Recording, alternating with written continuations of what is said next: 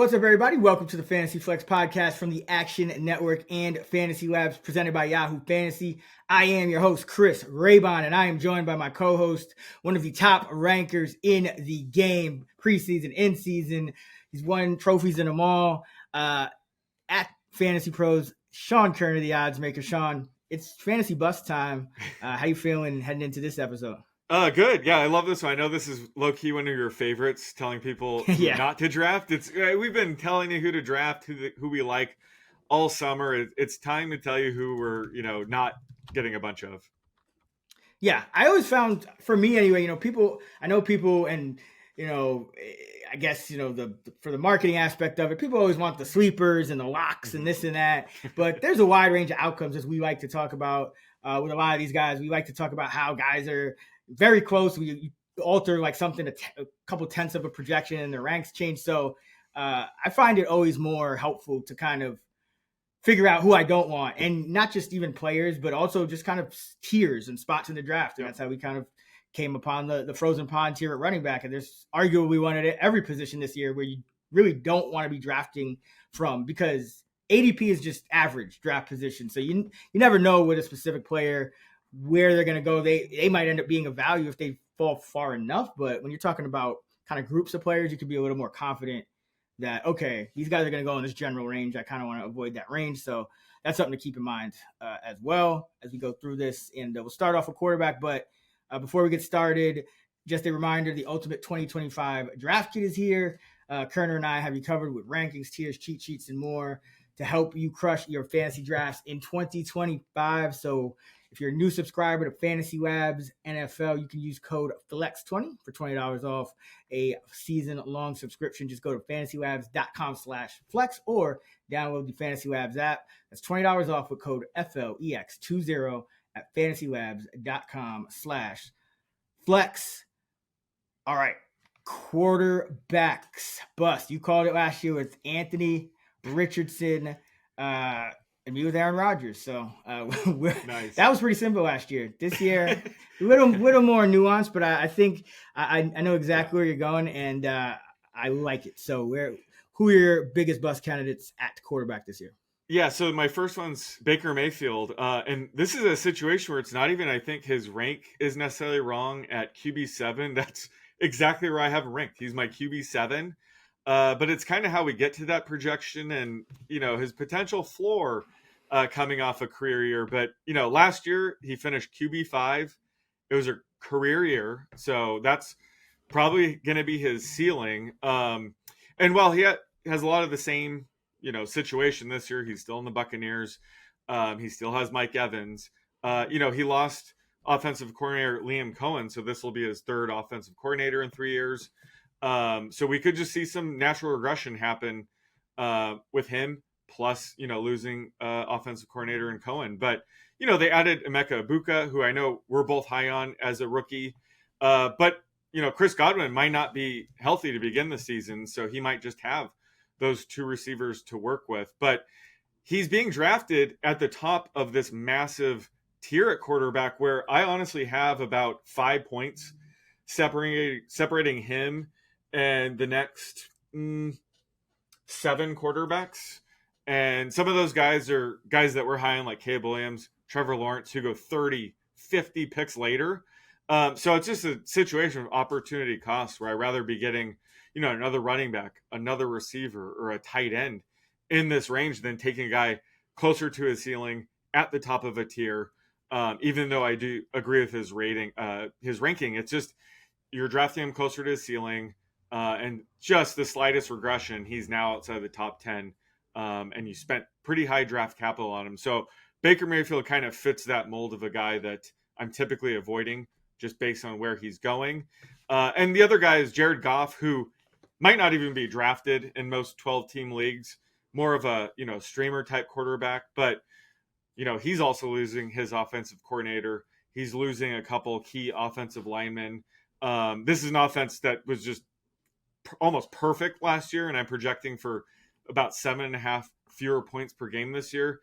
And we've seen this happen with Jared Goff, where if the scheme kind of falls apart, his offensive line takes a step back, he himself can take a significant step back. So he's still more of a best ball kind of guy with lion stacks, but in, redraft, season long head to head formats, it's going to be tougher, I think, to kind of catch those spike weeks, especially since he doesn't offer any rushing upside whatsoever.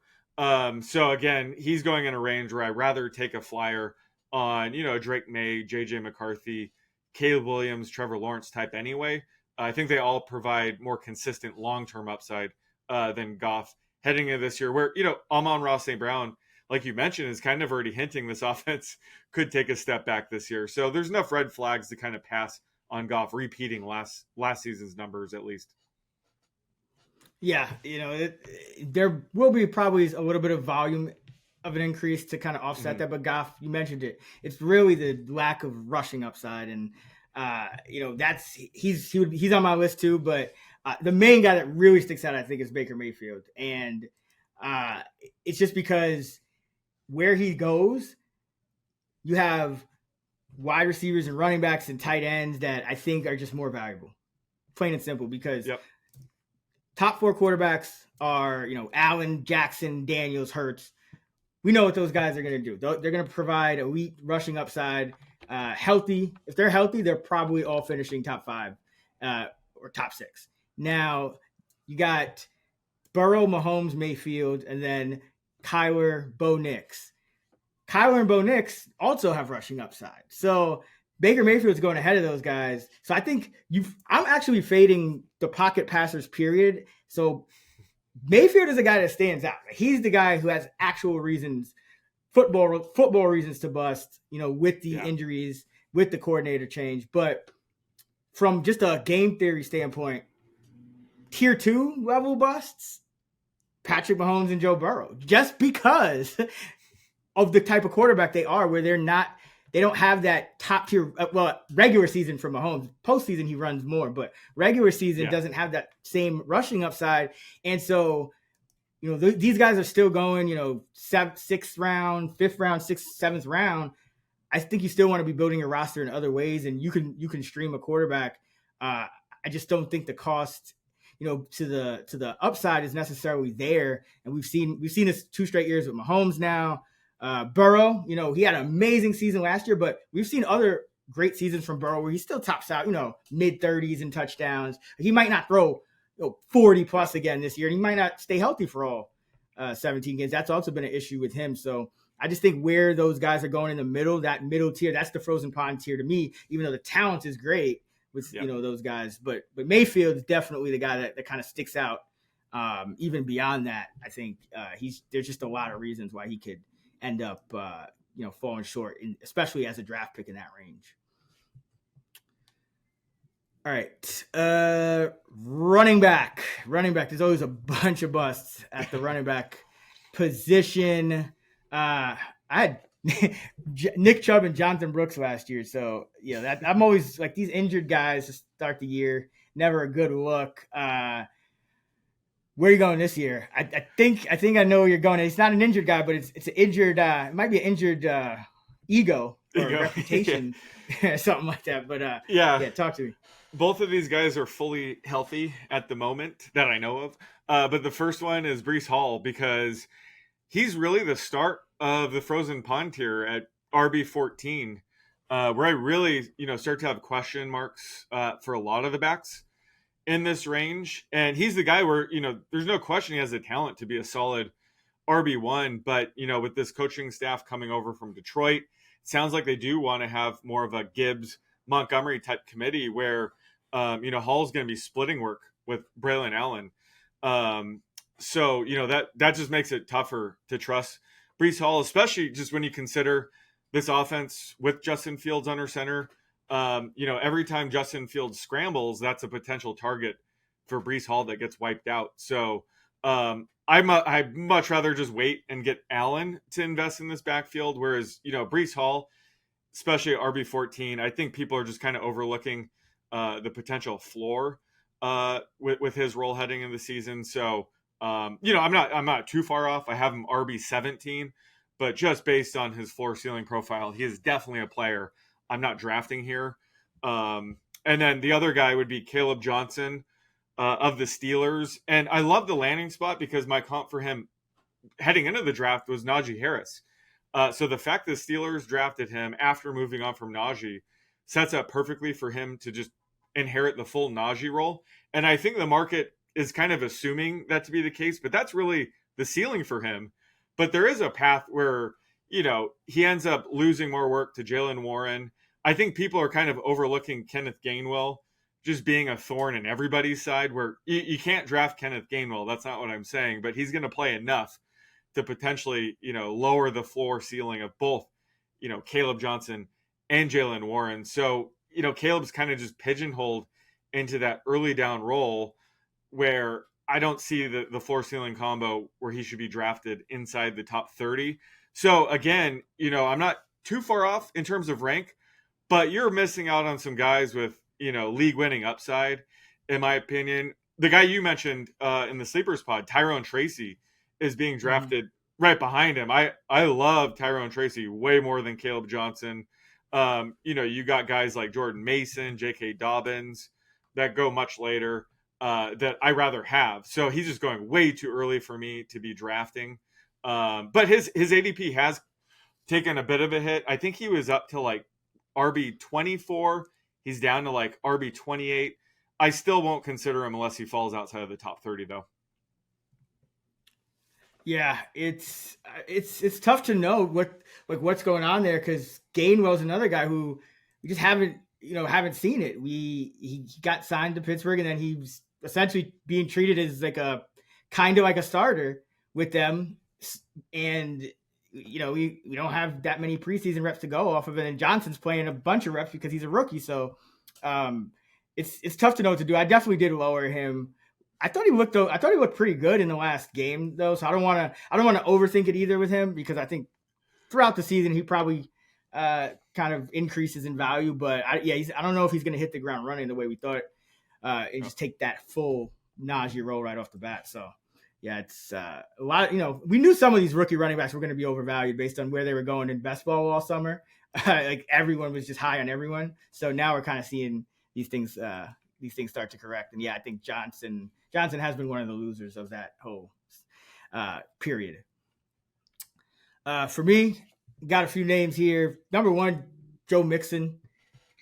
Just don't like the age. Don't like the fact that the depth chart at running back is probably better this year than it was last year. With you got, at least they probably feel that way with Chubb, and then you got Woody Marks there, Ogunbowale still hanging around, playing third downs, probably special teams. So, and no one talks about this, but Houston has a fullback this year, right? So they moved on from Slowick last year. That was his offense. Now they got a new offensive coordinator, Kaylee, kind of a McVay guy, but they also have a fullback on the roster. Well, two fullbacks on the roster, and that's just a different type of running style too. So who knows with Mixon? We saw Dameon Pierce really struggle after they switched running schemes a couple years before that. So Mixon, I'm out on. I just don't like the secrecy with the injury. I don't like the age. I don't like anything about the situation in Houston. Brian Robinson Jr., early down back, who was in a good situation, but now is on the trade block.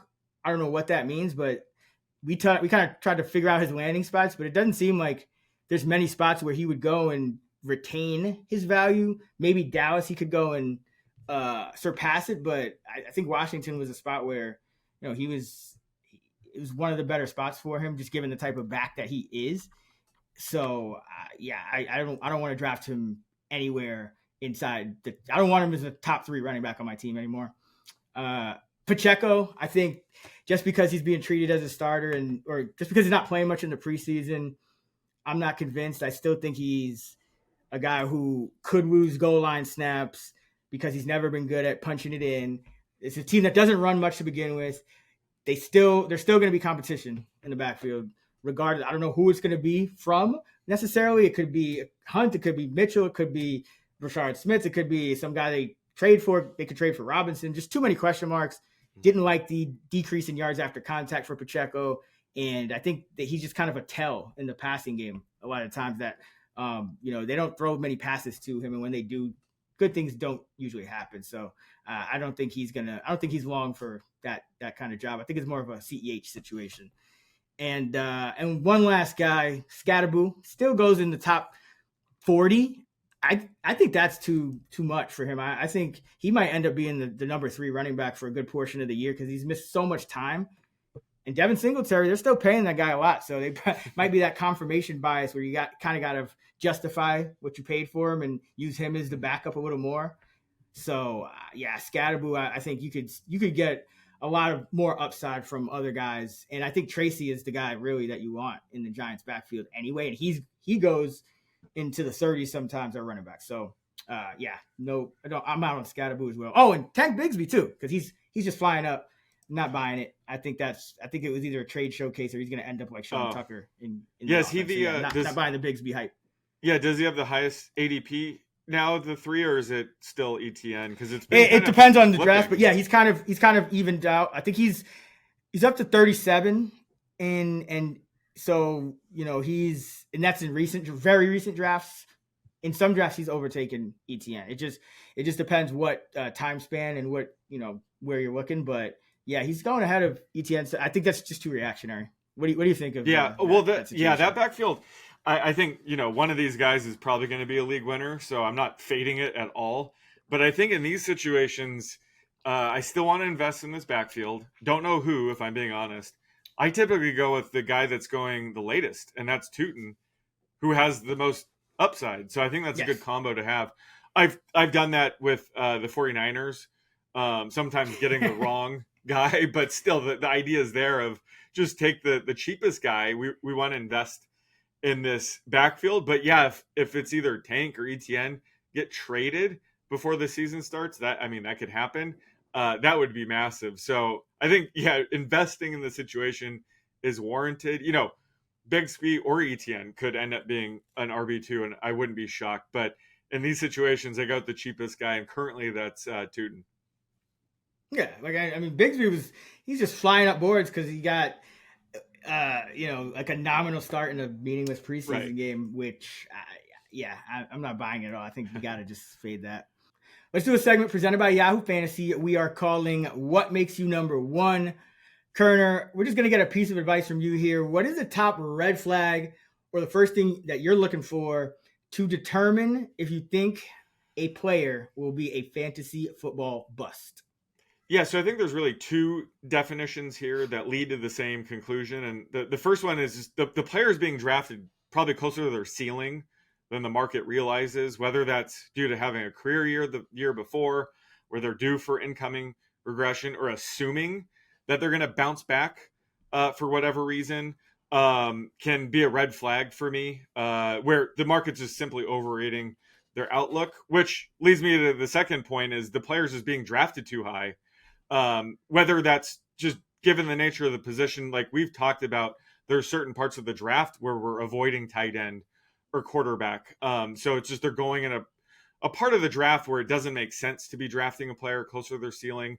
So at the end of the day, they're just a player where they have a much lower floor than the market realizes, and they're being drafted too close to their ceiling. Where in those situations, I'm just not going to get that many shares, if at all, of that player. So that's kind of how I define, what a player is. They're more likely to be bust than a sleeper pick, according to my projections.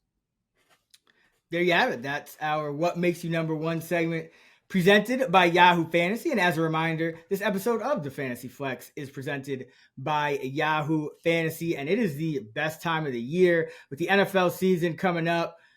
Fantasy football drafts are in full swing, and this year Sean and I are playing over at Yahoo Fantasy, and they've been taking it up a notch, giving you a fantasy football experience like never before. We are hyped for all of their new innovative features that they've been rolling out this season, and in fact, to celebrate 28 years of fantasy football greatness, Yahoo Fantasy is dropping 28 big new features over 28 days throughout the month of August. And to kick things off, they've already dropped the Yahoo Fantasy Guillotine Leagues, a killer new way to play fantasy football where the lowest scoring team each week gets chopped until there is one team left standing at the end. So with the NFL season coming up soon, Now's the time. Get your league mates together. Give the new mode on Yahoo a try, or you can still play your more traditional leagues if you're into that. You got head-to-head private. You got public leagues as well. So stay tuned for more killer announcements from Yahoo Fantasy and start playing Yahoo Fantasy Football right now at yahoofantasy.com/flex. That's yahoofantasy.com/flex. Fantasy Flex listeners, Chris Raybon here. Sean Koerner and I will be in Chicago on August 23rd at Joe's on Weed for a live Fantasy Flex event presented by Yahoo Fantasy. We'll have a few special guests there as well. So you definitely want to check it out. And it's totally free to attend. All you got to do is RSVP to save your spot. And you can find the RSVP link in the description below. We're going to do a live fantasy draft. We're going to have some preseason games going on that we're going to sweat together. So again, find that RSVP link in the description below for more details and save your spot. We'll see you in Chicago, August 23rd, Joe's Bar on Weed Street for the Fantasy Flex live event presented by Yahoo Fantasy. All right, wide receiver bust 2025, Sean Koerner. Last year, you had Christian Kirk. That was a good call. I had Curtis Samuel, which sounds crazy in retrospect that he was even being considered where he was. And Jaden Reed, which that didn't really – he actually had a better season than you would think, but it was like all front-loaded. So he's an interesting case. Now he might be undervalued. But where are you going this year in terms of who you think is going to bust a wide receiver? Because that's an important one because wide receiver – goes like the draft is kind of sharpened up in the sense that more wide receivers are going earlier and earlier. So you're talking about, top 30, almost into the 40s going in your first, 7-8 rounds where you still want to look at floor. So this is very important here. Who do you think is going to who don't you think is going to pan out? Yeah, so I'm going to be very aggressive here because these two guys I'm actually high on talent-wise, but based on their situation, based on where they're being drafted, I think they're a bit riskier than people realize. And the first one's Garrett Wilson, kind of going in that frozen pond tier, that solid wide receiver 2 tier. He's certainly one of the best wide receivers in the league, but similar to, early career Terry McLaurin, he just hasn't had a legit quarterback to hit his ceiling. It didn't happen last year with Aaron Rodgers. And then this year, they're rolling with Justin Fields as their quarterback, who I think will be the starter as long as he can stay healthy. And I think that really robs Wilson of his upside, where he might have a high floor because he is the only option in this passing attack. It's kind of unclear who's going to step up to be the number 2 option. So that might make it easier for defenses to, pay attention to him, slow him down specifically. But Justin Fields is going to be doing a ton of scrambling, and like I said with Breece Hall, every time Justin Fields scrambles, that's a potential target that's taken away. So it really just caps his floor ceiling combo. So my projections just can't get there to mid-range wide receiver 2 value for him. He's more of a low end wide receiver 2. And again, some of the guys that were high on Travis Hunter, Roma Dunze, Ricky Pearsall are my guys. Like, they offer a similar ceiling that you can get much later. So it's just a weird part in the draft where I'm not, aggressively targeting someone like Wilson anyway. And that brings me to my second guy, who is a rookie a lot of people are high on, and that's Ted McMillan. And I definitely want to hear your thoughts on him because he is a really tricky projection for me because I think he's a great talent. He reminds me of like a Drake London and Kenny Golladay, the Lions version of Kenny Golladay. So I think he has a ton of upside, but he's been going inside the top 20 on some sites recently, which I think is really aggressive for a rookie. And this is a guy that, yes, he should be the number 1 target for the Panthers. But you're also banking on him, forming chemistry with Bryce Young early on, and Bryce Young continuing to improve in year 3. And Bryce Young's kind of a tricky quarterback where it takes receivers some time to build chemistry with. And, they're still going to be pretty conservative, pretty run heavy with Chuba Hubbard and Rico Dowdle now. So, last year, Marvin Harrison was taken inside the top 20. I thought that was a bit too high. Malik Neighbors turned out to be the value at wide receiver 25. But typically, rookie wide receivers aren't really projected to go inside the top 20 because they do offer, a wide range of outcomes. That's why I was willing to wait for Brian Thomas Jr., for Ladd McConkey. I just rather take flyers later in the draft. So not getting him at wide receiver 20. If he were to fall outside the top 26, sure, I'll take a flyer on him. But usually there's always one person in the draft that takes him, early on. So if you look at my projections, I have him around 70 catches, 900 yards, 5.5 touchdowns. That puts him wide receiver 32 in my rankings, well below, his ADP. But if you look at the prop market, it's actually much lower than me. The prop market has him around 60 catches, 825 yards, and 5 touchdowns. So if you really like that, go bet on all his overs in the prop market. But it just goes to show the wide range of outcomes I think people have in terms of like projecting his floor ceiling, where yes, he could be a top 20 receiver this year, but his range of outcomes is a bit too wide for me to, spend that high draft capital on. And I rather just take shots outside of the top 30. Yeah, I completely agree on Ted. I'm with you you look at guys like Ladd McConkey last year, where he was going in drafts, where you could get him outside the top 30. Those are the type of guys where you're going to really, if you're consistently drafting those kind of guys, that's where you're really going to kind of hit on these rookies and be able to take advantage. When you're drafting them close to their ceiling, it's a completely different matter. Now you open yourself up to he's just any other pick, and it probably is more likely to bust in that range. It's one of those situations where I think you got to kind of take what the board gives you, and he's in that frozen pond tier at receiver, which because receivers are being drafted so aggressively, kind of, it's like the wide receiver 2 tier for running backs and receivers, the number 2 tier or the running back 2 tier and the wide receiver 2 tier. Both of those are kind of like frozen pondy, but because wide receivers are going so early, it's the wide receivers who actually kind of come up first that you could kind of fade and get either the running back of your choice at the top of before the frozen pond tier might officially get underway, or you can take a shot at a elite quarterback, an elite tight end, something like that. So there's just a lot of ways to go in that spot where I think Ted is it's too many presumptions and assumptions that he's just going to be the number one guy, that Bryce Young is going to be the guy he was for the last 5-6 games the whole year. And Koerner won a job last year essentially.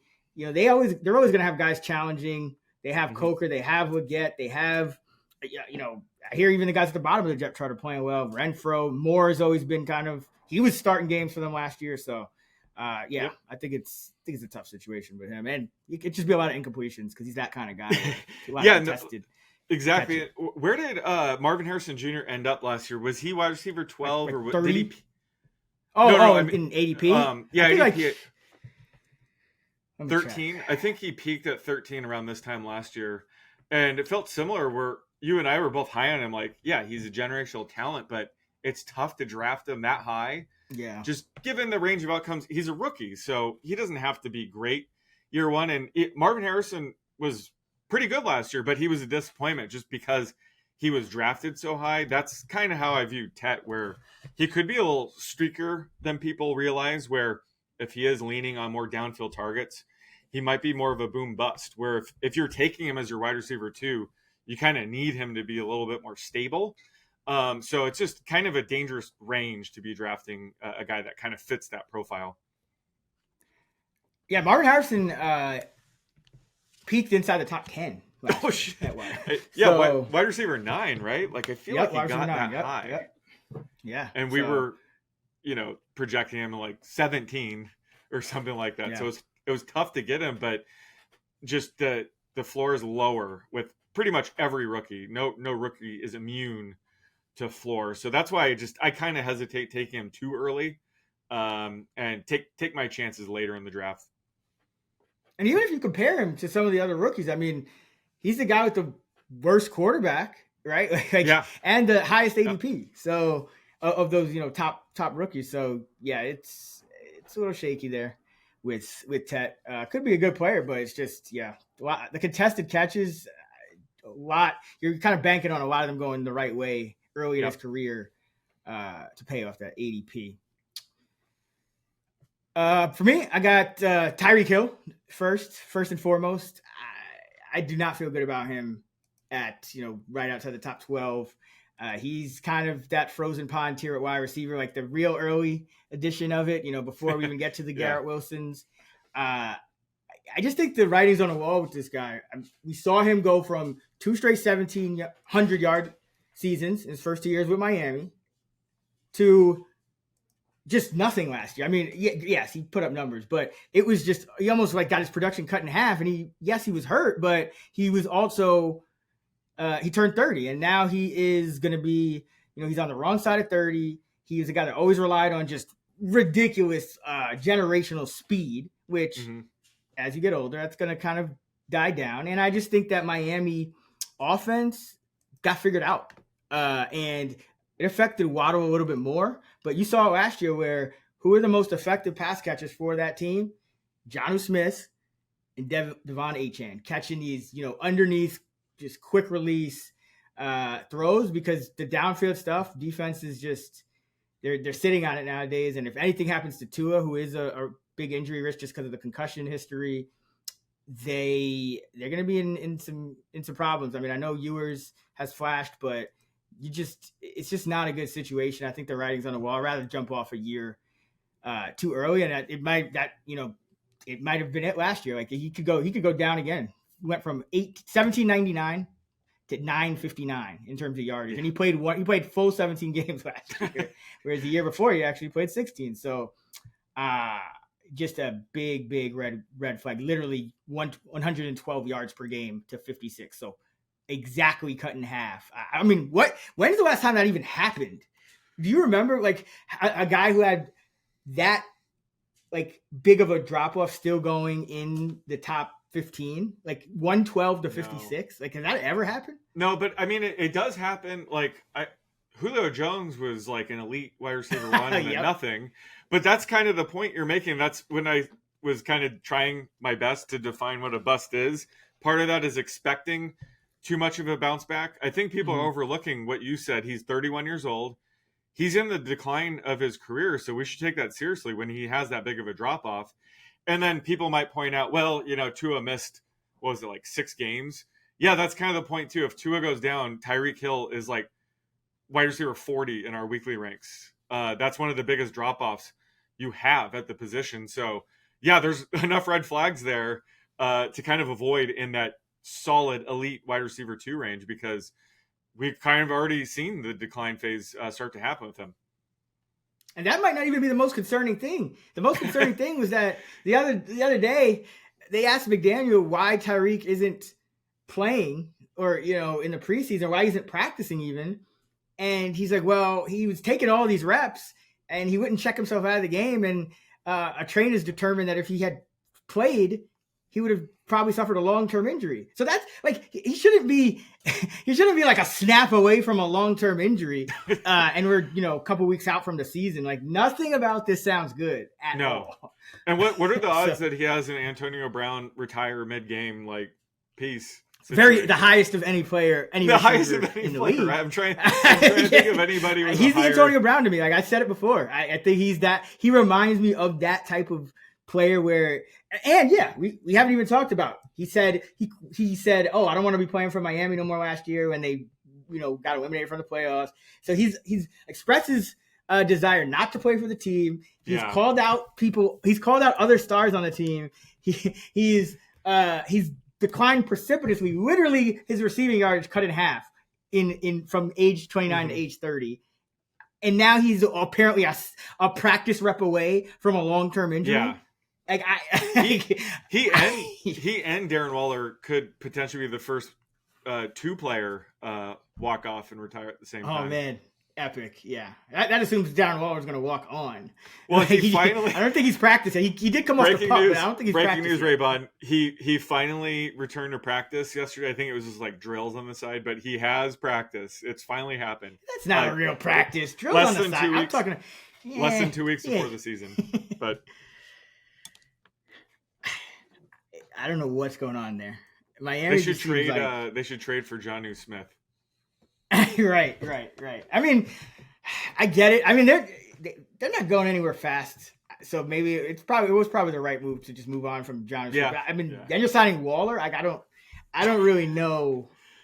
I don't know what's going on there. It doesn't seem good to me. I mean, it seems like a very good fantasy team for like 2019 or something like that. Yeah, I think you're right though. That 2019. Yeah, you're right that the defenses have adjusted, and Tua has to get rid of it quickly with the offensive line, with this concussion injury. So just all of that leads to Tyreek definitely being like a tough click in the elite wide receiver 2 range. Yeah, and I mean, like you said, this whole tier starts to get shaky because even a guy like Devontae Adams, you know, he dropped off in terms of his success against zone coverage last year. That's usually the first tell that an older guy is starting to slow down, and the Rams ignored that with Allen Robinson, and it turned out very poorly. So I'm even a little worried about Devontae. Cooper Kupp, though, still tends to go in the top 40-ish. I think that's not going to pay off at all. I think Cooper Kupp was shot last year. I mean, his success against man, against zone, against everything, he just stopped. He wasn't able to beat coverage down the stretch last year. That's why you saw Stafford and McVay. I mean, they just went away from him like crazy, and you don't expect that from a guy who was that big a part of the offense even early on in the same season. And it was like he was just didn't exist for a time there, and they were making a playoff run. So that to me, now he's going to another team, probably less pass heavy, worse quarterback.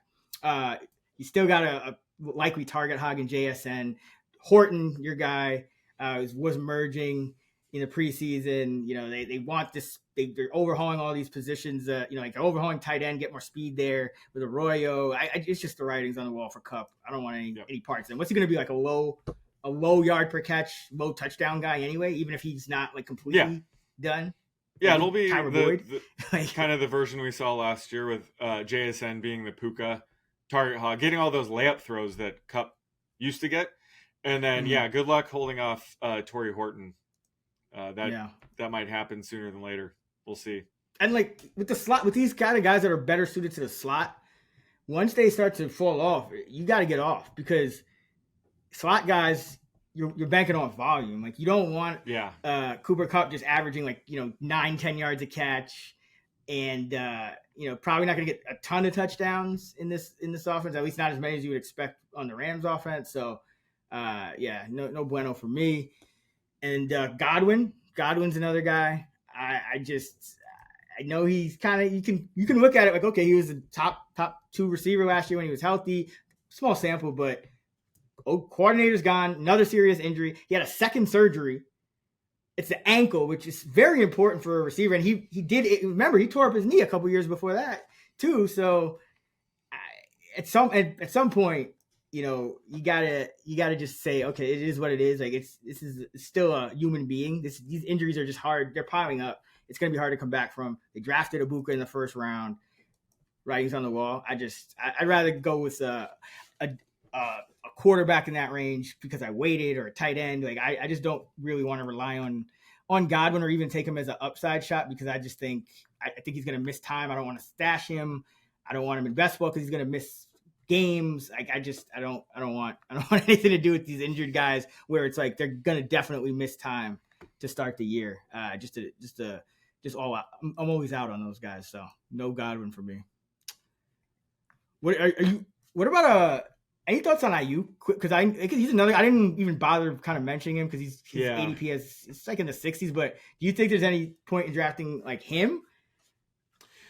Yeah, I mean, if he's probably going to open the season up on the IR or the PUP, right? In some leagues, you're allowed to kind of stash guys there. So if you're in a deeper league, and you can afford it, he's definitely worth a stash. But let's say he does return. Where do you see him fitting in? Like a low-end wide receiver 2, or is he just more of a wide receiver 3 flex? That's where I have trouble when he does return. Yeah, like his upside's still limited. Juwan Jennings I would say is still there. Is his upside limited, or I would say his floor is low, because he could just be a lesser version of himself and the 5th target on the offense now that other guys are That's Like, my point is like, even when he does return, we're not thinking he's like fully healthy and goes back to his full-time role, which he needs because, he's more of a big play guy, touchdown guy. So even when he does return, I don't know if you're just like putting him in your lineup. You might have a, Roma Dunze or somebody that has become a solid wide receiver too. So just taking the roster slot away from someone is tough. And in these situations, I can go either way. Sometimes I do, like, I think Jordan Addison, I think I'm going to talk about him on the League Winners pod. I think someone like him makes a ton of sense because, first of all, it's only 3 games. And he's suspended. He's healthy. So when he comes back, he's going to go back in his full-time role. Missing 6 games and then coming back 50%, I'm a little bit more careful with. And I think he could peak as like a wide receiver 3 this year. So I'm a little less on, like stashing him. I'm more about just taking Ricky Pearsall and hoping he could break out enough that even when Ayuk returns, it won't matter too much. But yeah, I'm kind of off Ayuk. I know you've been off him the whole summer, right?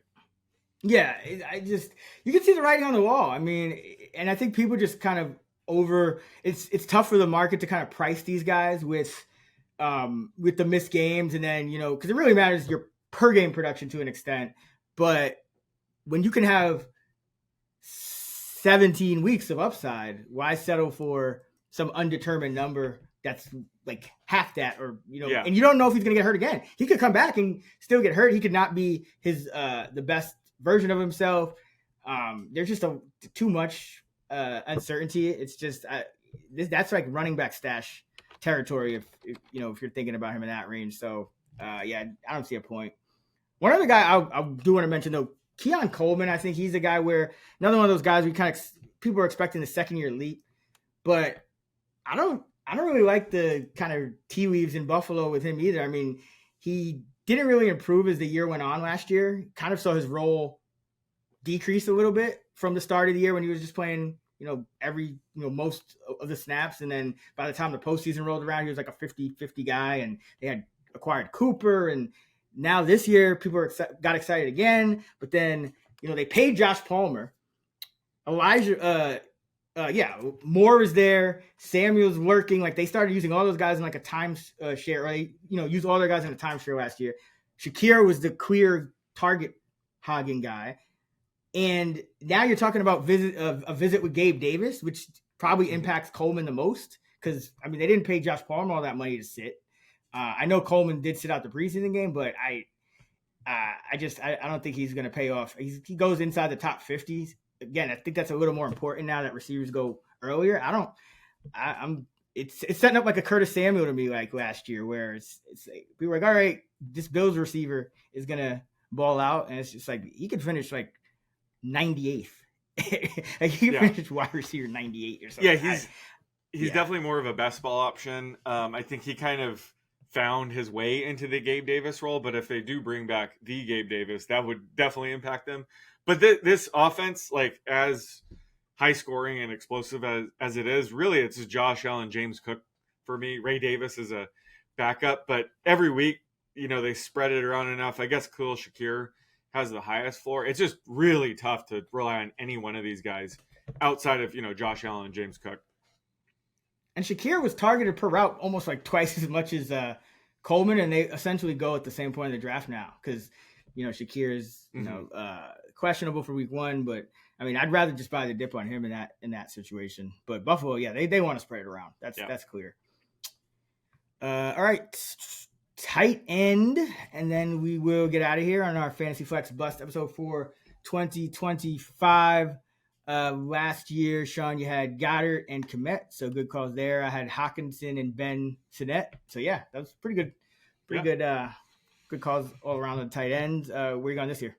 Yeah, I'm going to go with Evan Ingram here, where on the surface, this is a great landing spot for him since, he left Jacksonville because, the Broncos tight end depth chart last year was one of the weakest, if not the weakest in the league.